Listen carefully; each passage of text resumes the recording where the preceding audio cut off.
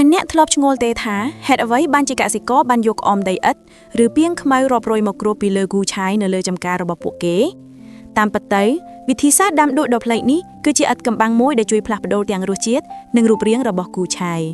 ដោយដែលយើងដឹងគូឆាយធម្មតាមានលក្ខណៈពិសេសត្រង់ថាវាមានក្លិនខ្លាំងនិងរសជាតិហឹរតិចៗដែលស្រដៀងនឹងខ្ទឹមស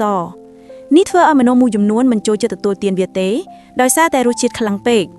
ដើម្បីធ្វើឲ្យគូឆាយមានរសជាតិស្រាលនិងទន់ជាងមុនកសិករបានប្រើវិធីសាស្ត្រដាំដុះដ៏ឆ្លាតវៃមួយក្នុងអំឡុងពេលដែលគូឆាយកំពុងលូតលាស់គេបានយកក្អមដីឥដ្ឋឬធុងខ្មៅមកគ្របពីលើដើមគូឆាយទាំងនោះ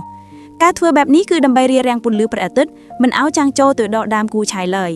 ដោយគ្មានពន្លឺព្រះអាទិត្យដើមគូឆាយមិនអាចធ្វើរស្មីសំយោគបានពេញលេញទេដោយសារតែខ្វះពន្លឺដើមគូឆាយមិនអាចផលិត chlorophyll ដែលជាសារធាតុផ្ដល់ពណ៌បៃតងនោះទេដូច្នេះហើយវាប្រែទៅជាពណ៌លឿងស្លេក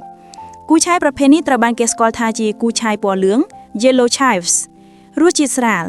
រសជាតិរបស់វាស្រទន់ជាងគូឆាយធម្មតានិងក្លិនរបស់វាក៏មិនសូវខ្លាំងដែរវ័យនៈទន់វាមានសភាពទន់ជាងដែលធ្វើឲ្យវាក្លាយជាចម្រាស់ដ៏ល្អសម្រាប់អ្នកដែលមិនចូលចិត្តរសជាតិគូឆាយធម្មតាវិធីសាស្ត្រដាំដុះដោយប្រើក្អមគ្របនេះគឺជាការអនុវត្តបែបបុរាណដែលបង្ហាញពីភាពប៉ិនប្រសប់របស់កសិករក្នុងការកែប្រែគុណភាពដំណាំឲ្យត្រូវតាមតម្រូវការទីផ្សារ